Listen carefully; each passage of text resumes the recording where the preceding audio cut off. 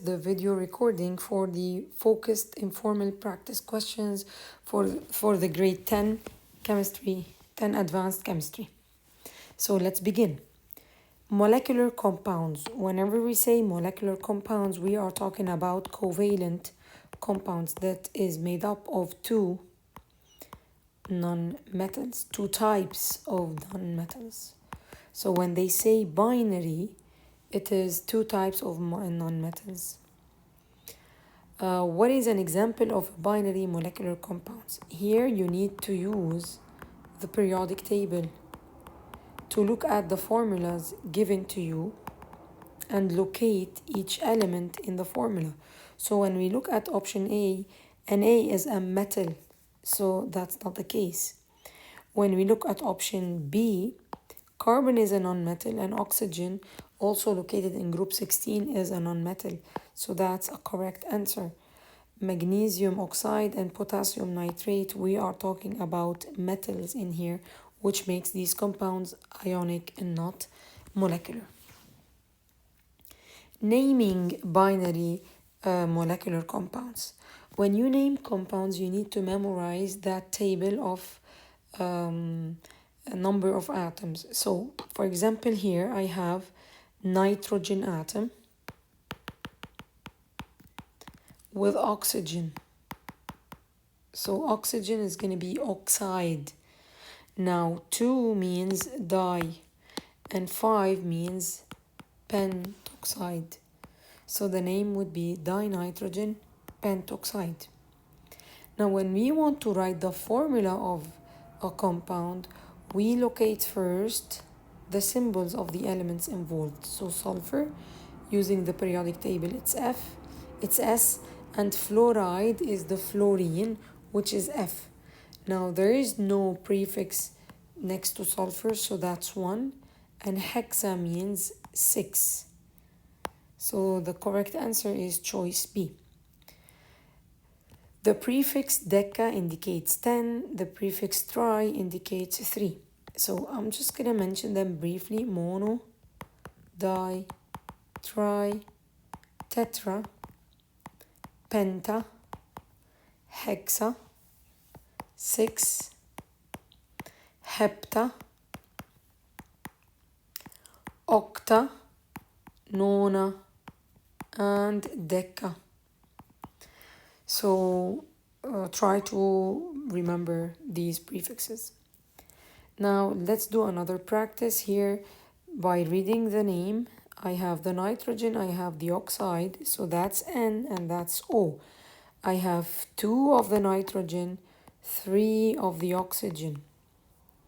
Now again, I have here carbon, and I have next to it bromine from the periodic table, but the next nonmetal in the compound, you change the termination into "ide", so it's going to be bromide.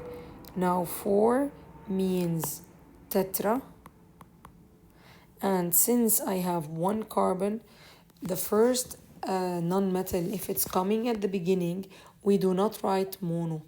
So we do not start the name of a binary compound with mono. But if there is like one atom, which is the second one, I can use mono in the middle of the name. So I'm gonna do this example right now. I have carbon and I have oxide.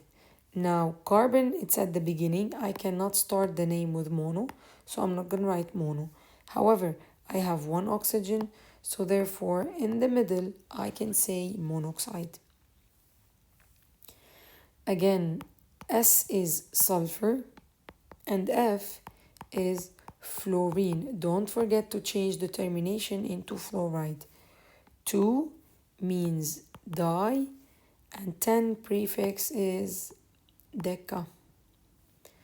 Another example, nitrogen and fluoride. I have the N and I have the F. Now there is no prefix for nitrogen, it means 1, and there's a prefix for the fluoride, 3. Again, dinitrogen, tetra is 4, and fluoride. And the last question, I'm gonna do nitrogen Again, no prefix here, so that's a 1. Oxide, and there's 2 of it.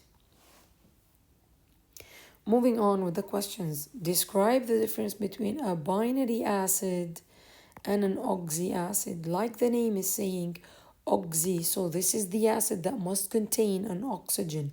Now, to be an acid, it must contain hydrogen in it. Now, being a binary acid, it's a hydrogen and another element. Being an oxy acid, it's a hydrogen, another element, and oxygen. Of course, there could be subscripts next to the O.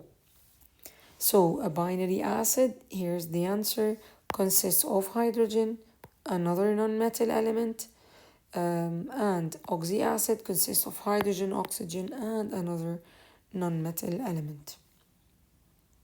So from the name, you can know. Which of the following is a binary acid? As I mentioned, an acid should always start with H. Being binary, so there should be no oxygen in the formula. So that's the correct choice. Write the name of acid HNO3. Now, in naming oxyacids, we need to know the name of the polyatomic ion it is coming from. We know that there should be a table given to you. We know that NO3 name is nitrate. It is ending with 8. So the name of the acid containing this polyatomic ion would be nitric. You change the termination of 8 into ic acid. Now, let me just give another example. What if the compound to name was HNO2? In this case, NO2 minus is the polyatomic ion from which this acid is coming, and it's called nitrite. So when I want to name this acid, I change the termination of "ite" to nitrous, to us acid. So nitric acid. Now, how do I name binary acids? Binary acids, they follow a different rule. You have to start with the suffix hydro.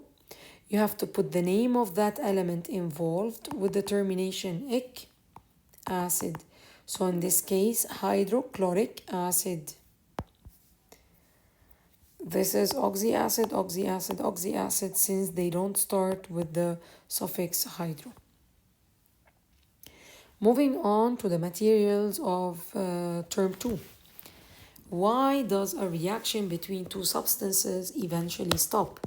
When I have a reaction between A and B to give a product, this reaction could stop if A or B finished. So if one of the reactants finished, was used up, there is no chance anymore to give any more products, and at that point the reaction would stop. So that's what they mean, used up. Next, what is the limiting reactant in a chemical reaction? The limiting reactant is the reactant that is going to finish first. So we say consumed first or used up first, and because it finishes first, the reaction will stop, and therefore the limiting reactant is the one responsible on how much product we are going to obtain. So in this case, the correct answer, it's the reactant that is completely used up, and it limits, it will decide how much product is going to form. It has nothing to do with molar mass or initial mass. And the reactant that remains after the reaction is complete is the one that is in excess. That would be the excess. You need to memorize those definitions. So here we go. The question about excess. Excess means we have more than we want. So this is the reaction, that the reactant that is not used up, it's not finished. It doesn't limit the amount of product obtained, and I can obtain it with the product as leftovers. So this is the reactant that remains after the reaction. Now let's look at a diagram. Expect in your exam a diagram to be given from which you have to look at it and decide which one is the limiting and which one is the excess. The fastest way to do that is to look at the product. Now let's see over here. These two molecules are also existing here. So it means that, and here I don't see any of those over here with the products. It means that this is one finished first.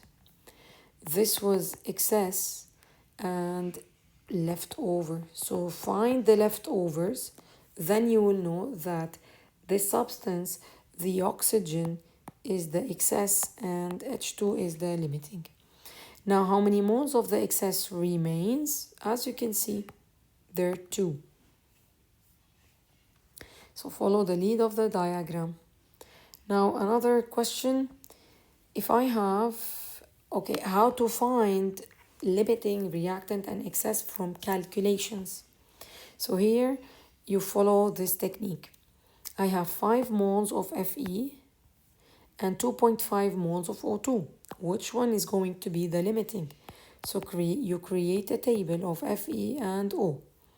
And then the given amount, you divide it by the stoichiometric amount, that is the number that is written next to Fe on the equation. And for the oxygen, you're going to take the given amount and you are going to divide it by the stoichiometric coefficient written next to oxygen on the equation. That is equal to 1.25. That's the ratio. We call it the ratio of Fe. And 2.5 over 3, that's a 0.83. That's the ratio of oxygen. Now, the one that has the smaller answer would mean that it means that this is the limiting reactant and this is the one in excess. Now, calculate the moles of product formed.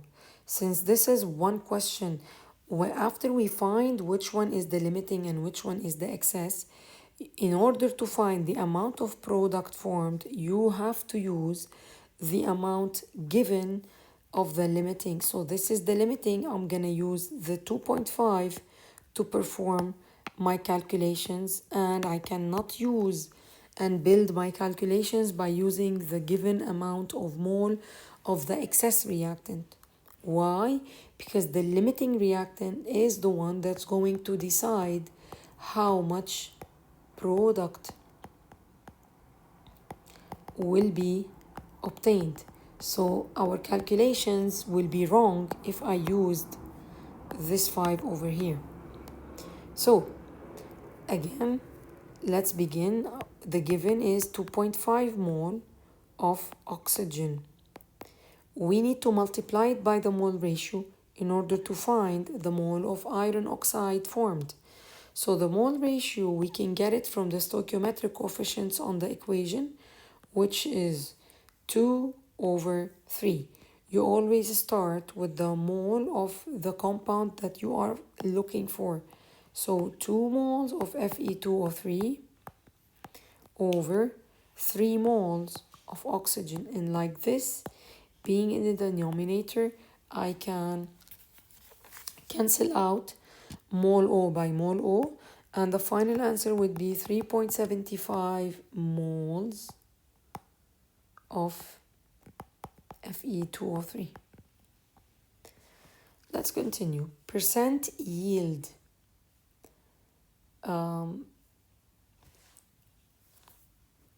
So the product, let me just double check my calculations.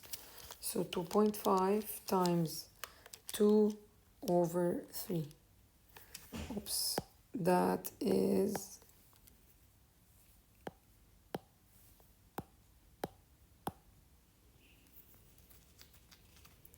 1.67 or almost 1.7 moles of Fe2O3 formed. Moving on with the questions.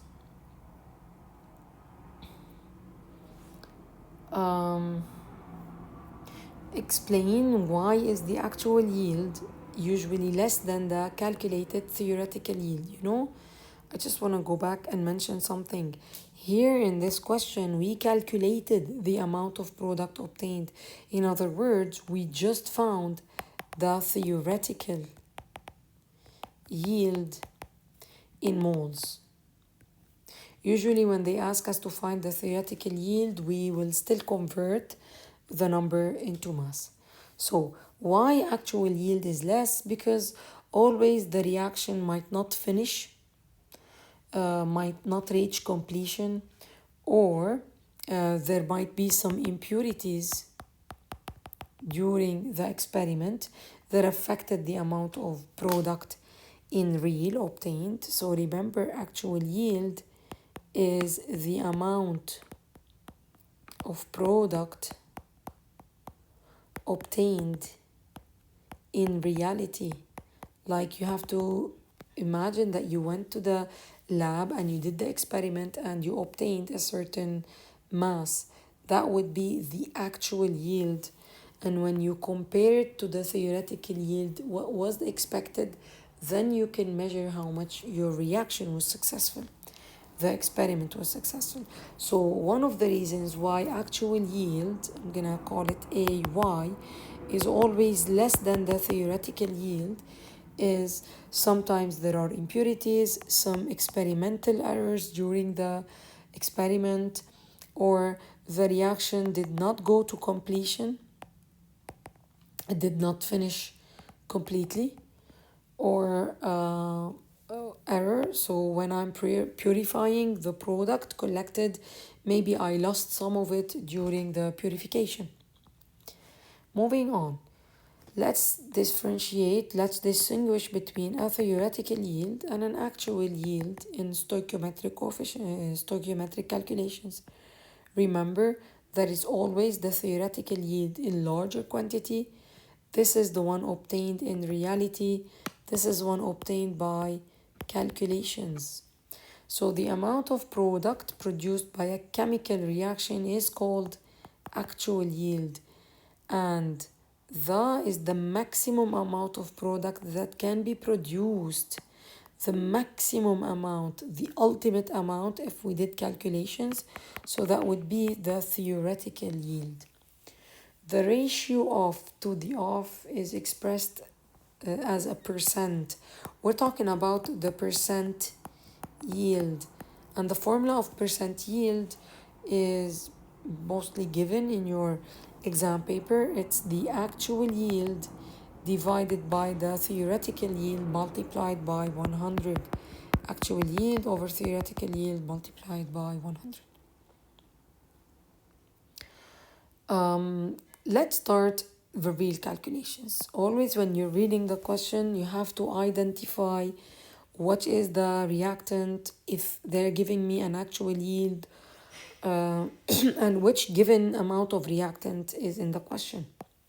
So when 8.5 gram of carbon monoxide, where's carbon monoxide? That's the one. So this is a reactant. So wherever mass given to me here, this can't be the actual yield. This is simply the mass, the given mass of reactant. It reacts with an excess of hydrogen. Now it says 8.2 grams of methanol is collected. So we obtained this one. So we collected this. Since this number is given in the question, then definitely that's the actual yield. Because the question is not going to give you the theoretical yield. You are the one who is going to calculate the theoretical yield. So let's start with the first question. How many moles of carbon dioxide reacted? So let's go step by step. Having the mass, we want the mole. So mole is mass over molar mass, and that is 8.5 divided by 28. So the answer is 0.304 mole of carbon monoxide. What is the theoretical yield of methanol in moles? See here, they're breaking the question into steps.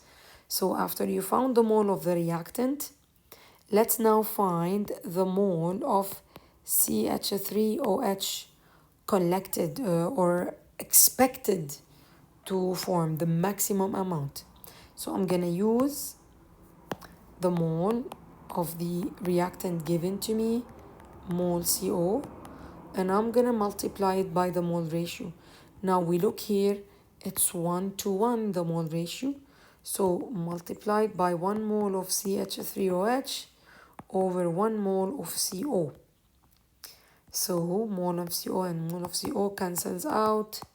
So now we know that the moles of product produced is 0.304. What is the theoretical yield now in grams? Having the mole, I can multiply it by the molar mass to get the mass. So 0.304 equal the mass that they are asking me about, which is the theoretical yield divided by the molar mass given to you in the question. And that is 9.7 grams. That's the maximum amount of product that we can obtain. Therefore, the percent yield would be the ratio of actual yield over theoretical yield times 100. Do not worry, this formula will be given to you in the exam. So it is 8.52. So we were expecting to obtain 9.7, but instead we got 8.52. Never forget to multiply by the 100, and the correct answer would be 87.8, and that is a percentage. So do not forget to put the symbol of percent. Moving on to the lesson topic 8.1, the forces of attraction. Now in this lesson, we need to know the difference between intermolecular forces and intramolecular forces. So I have compound Q, hydrogen, sulfur, hydrogen. That's the H2S, which is, if I look at the periodic table, that's a covalent compound. Always when a compound is given to you, check if it's a covalent or ionic. Now this is the crystal lattice of an ionic compound. So they want to ask what type of intermolecular forces, what type of intramolecular forces are found in compound Q. Intramolecular forces are the forces inside the molecule or the compound itself, whereas intermolecular forces are the force of attraction between molecules. So they want to know the intra, that's a covalent compound. So the type of forces would be covalent bonding forces. And the intra of compound R, this is an ionic compound, so it is ionic forces of attraction. Now between the intermolecular forces, read carefully, and the question is helping you, existing between the molecules of Q. Here we have to check the nature of H2S. I already mentioned in class, if I have a compound made up of hydrogen and another metal located on the other side of the periodic table, but it's not carbon, except carbon. So here's sulfur. So any combination of H and something else would result in a polar molecule. Therefore, London dispersion forces are existing between these molecules, and because it is polar, I also have dipole-dipole interactions. There are no hydrogen bonds. Remember the three words NOF. So if any of these atoms exist and bonding with hydrogen, then there will be a hydrogen bond. Arrange the following substances in decreasing from larger to smaller strength of intramolecular forces.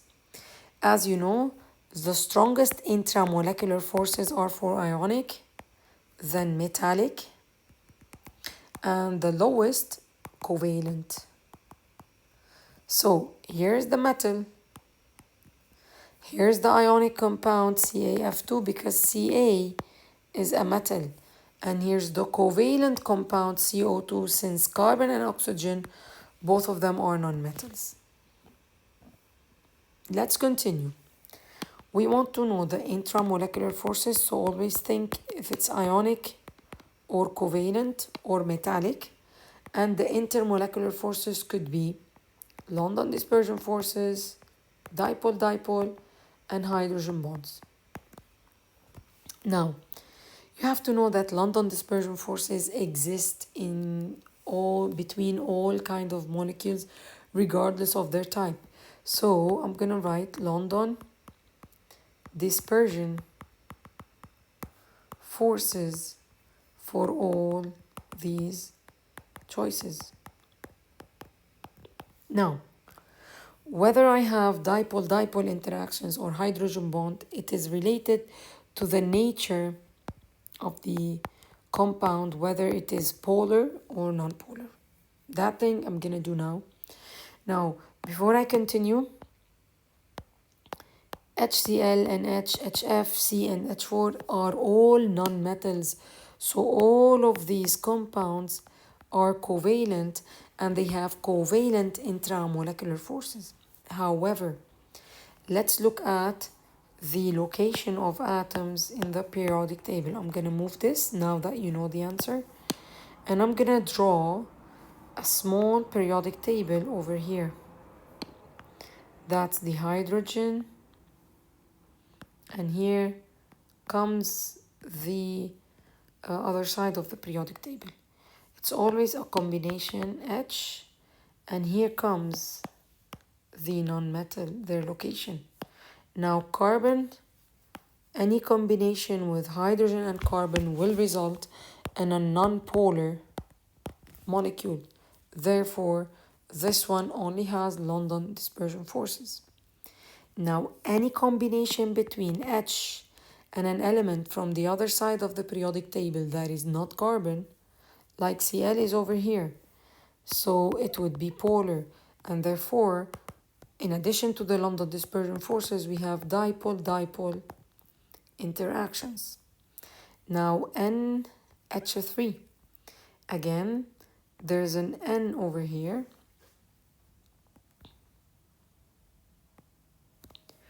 So it is polar. And F is over here, it is polar.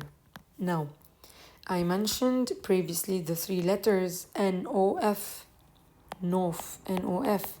So any combination between hydrogen and any of these metals will result in also the formation of hydrogen bond.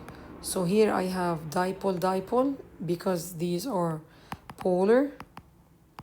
And in addition to the dipole-dipole interactions, we have hydrogen bonds in both. Let's continue.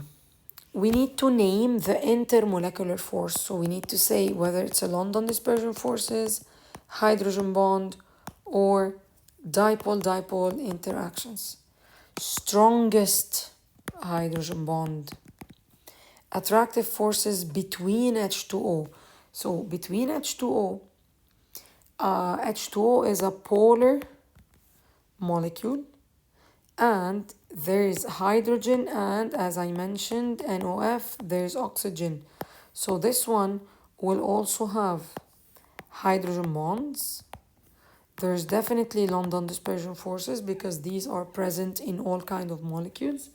And since H2O is polar, it will have dipole-dipole interactions. Of course, in the exam, do not write the symbols. I'm just writing now to move fast in the video. The diagram below represents three mixtures, Q, R, and S. Identify them. Before I look at the questions, these are really small, so most probably that's the solution.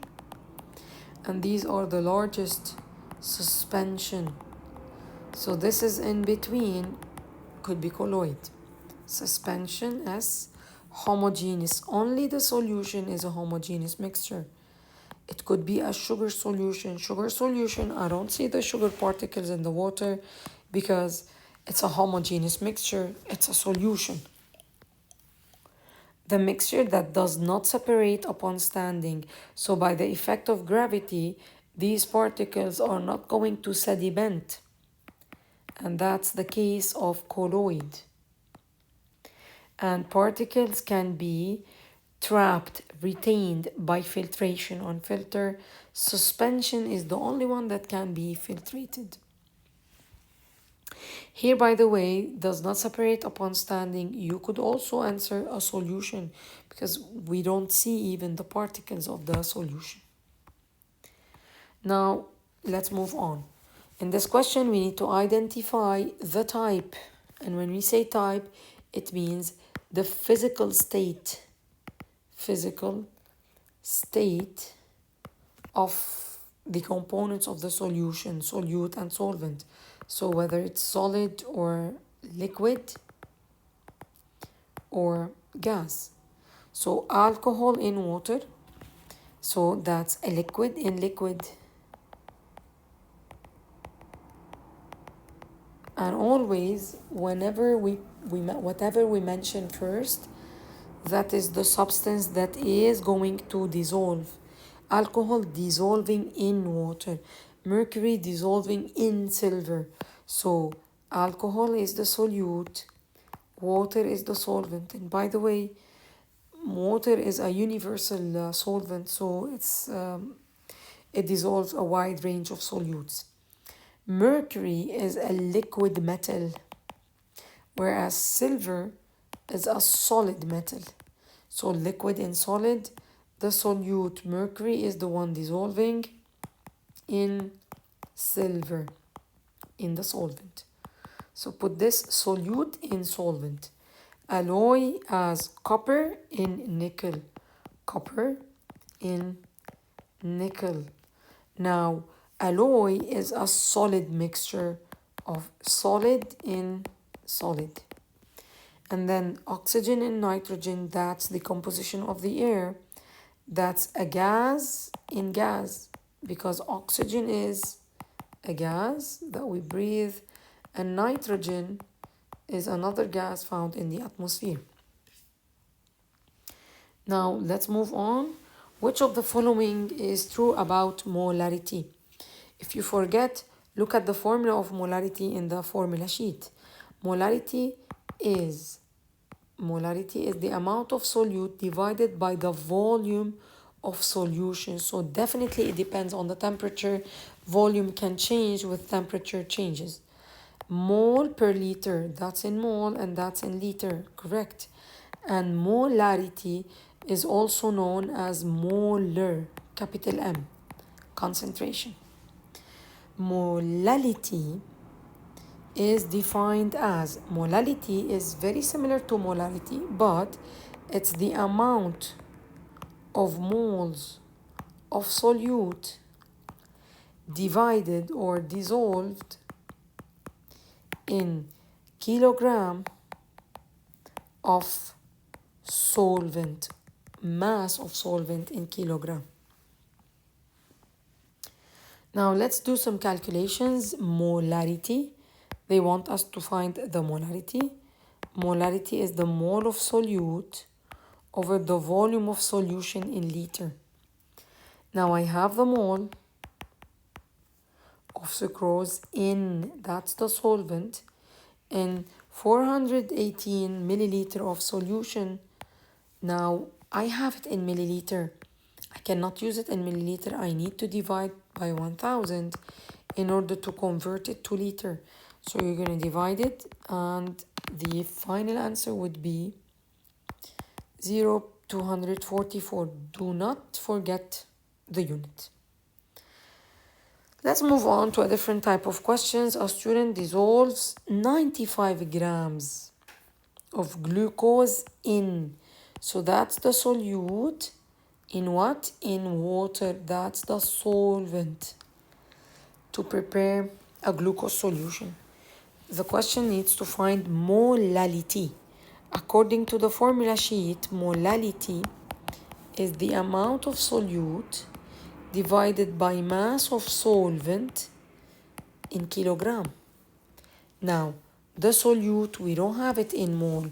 So we're going to use the formula of mass over molar mass in order to find the mole of the solute.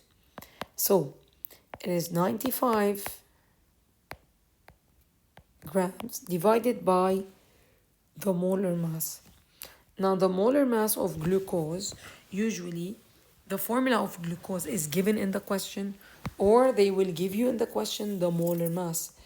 Now after finding it from the periodic table, or if it's given in the question, the molar mass of glucose is 180, and the answer is 0.527 mole. So now I have this one. Now I'm gonna proceed to find the molality. However, the mass of the solvent must be in kilogram. So I need to divide this value by 1000 to convert it to kilogram. And that would be 0.9. So the molality, be careful, molality is a small m, not capital M, is equal to the moles that we just found divided by the mass of water that we converted it into kilogram. And that's the final answer. Mol. Or if you forgot, just write small m, or you can simply write mole per kilograms. The nature of gases. Here we have to put this triangle and start guessing what's the formula and what's law we have. According to the pressure of a fixed amount of gas held at constant volume. So volume is constant, so the variation is studying the variation of pressure and temperature. So let's see this one. This is Lusac's law.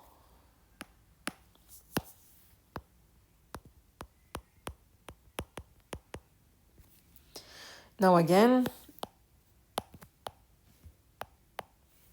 let's read option 28. According to the volume of a fixed amount of gas held at constant pressure. Now the pressure is constant, so the formula is between volume and temperature. Use the formula sheet to determine the name of this rule, of this law. It's Charles' law.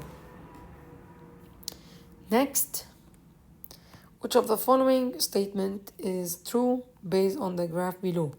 This is a graph of pressure versus temperature. Pressure versus temperature. So we're not discussing volume, and that is Lusac's law. So that's wrong. The pressure and temperature are directly related. It's a linear graph. And the mathematical relationship is P equal constant times T. Yes, because the formula says P1 equal over T1 equal P2 over T2 equal P3 over T3. So whenever I divide pressure by temperature, I always get a constant. The below graph represents, let's see, The y-axis is plotting pressure versus volume.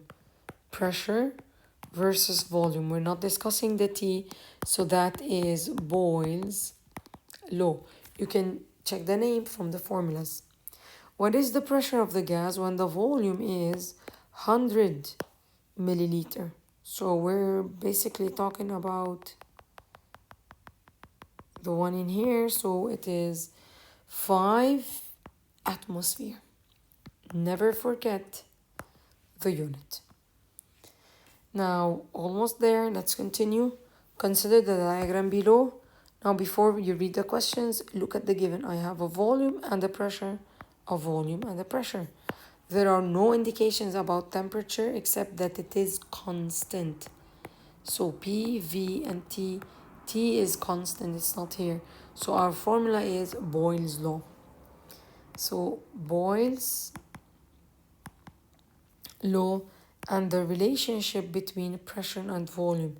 Look, as we pushed the piston down, the pressure increased from 1 to 1.3, whereas the volume decreased from almost 4.5 to 3.5.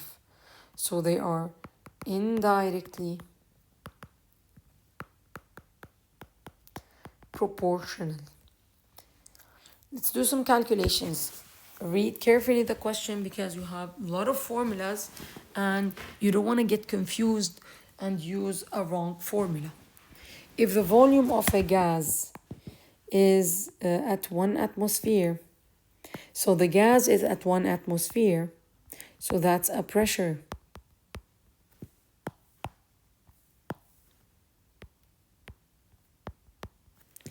The volume is 120 liters. Calculate the new volume of the gas. So I'm going to name this V1 and P1.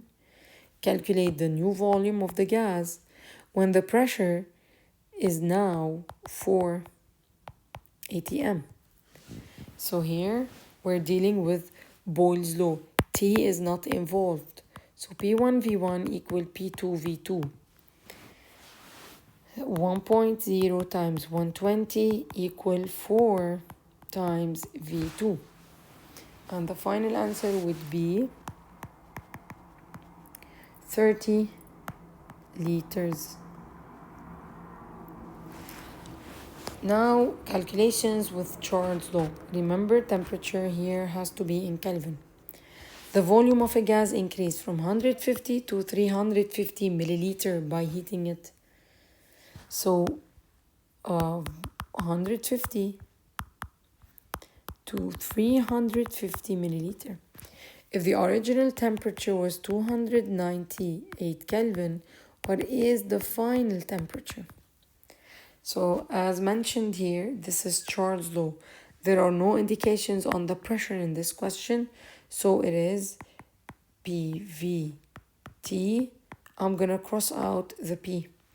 So the formula V1 over T1 equal V2 over T2. So 150 over 350,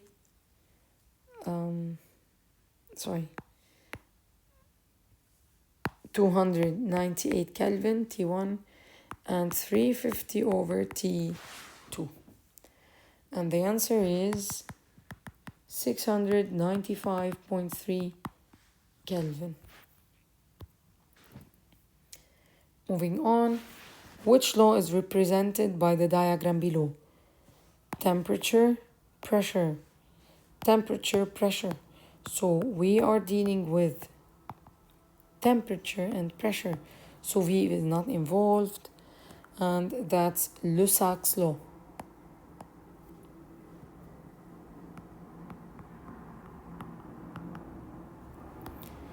Calculate the pressure of helium gas at 300 Kelvin if a container of the gas has a pressure of 3.80 atmosphere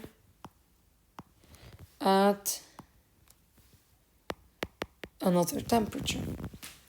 So we need to find the first pressure when the temperature is 300, and we compare it to the pressure of 3.8 when temperature was 350.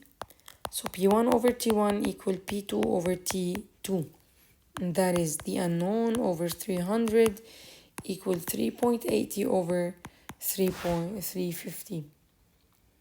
And the answer would be, so if the temperature increased, I expect the answer to be more than 3 point in here. So let me just double check the calculations. 3.8 times 300 over 350. That is a 3.25 atmosphere. Of course, this is less temperature, so it's going to be less pressure. Ideal gas laws. Now, which of the following gases behave most ideally over a wide range of temperature? You pick the monoatomic gas and you pick the non-polar gases. So first of all, hydrogen is the one mostly behaving as an ideal gas, followed by neon.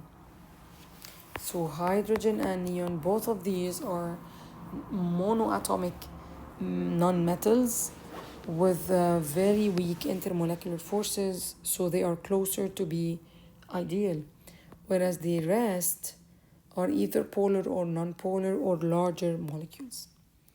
Under what conditions would gas behave or start shifting towards being ideal? Kindly remember, high temperature will break the intermolecular forces, so it helps shift the gas into ideal form, and low pressure because that would make the particles far apart from each other, lowering their pressure and lowering their weakening their intermolecular forces. STP and RTP, these are conditions that you need to memorize. Now in the formula sheet you have written just STP being standard temperature and pressure of 20 equal the volume is 22.4 and the molar volume of RTP is given as well. So RTP and STP are conditions of temperature and pressure. So at STP the gas will occupy 22.4 liter, whereas at RTP it will occupy 24. Every 1 mole of a gas will take this amount. Moving on with the questions. So we have here a rigid vessel, 8.5 liter, that's a volume given, and containing 9.1 moles of oxygen, that's mole given, at temperature given. Stop, do not continue. The temperature is in Celsius. Convert it immediately to Kelvin by adding to it 273. So 294 Kelvin, that's the temperature. Now calculate the pressure and use the rate, the ideal gas law constant. So the formula is given to you in the formula sheet, PV equal nRT. The pressure is to be found. The volume is 8.58. The mole is given 9.1. R is a constant that will be always given to you in the questions. And the temperature, which is 294 Kelvin. By plugging in these numbers into the calculator, we'll find the pressure 25.6 atmosphere. Almost done. The following diagram show two different balloons at the same conditions of temperature and pressure. The data show the number of moles and the volume of gas inside each of the balloons. Of course, more mole of gas, larger volume. So, which law is represented in this diagram? That is Avogadro's law. indicate the value of x. Find the value of x. Avogadro's law has a formula, Vn over n, V1 n1 equal V2 n2. So let's consider this as n1 and this as n2, this as V1 and this as V2. So when we plug these information into our calculator, V1 V over N2. Again, this formula is given to you. So V1 is unknown. However, the first mole is known. V2, 36 over 3. And the answer would be 24 liter. There must be at RTP, this one. And that's it.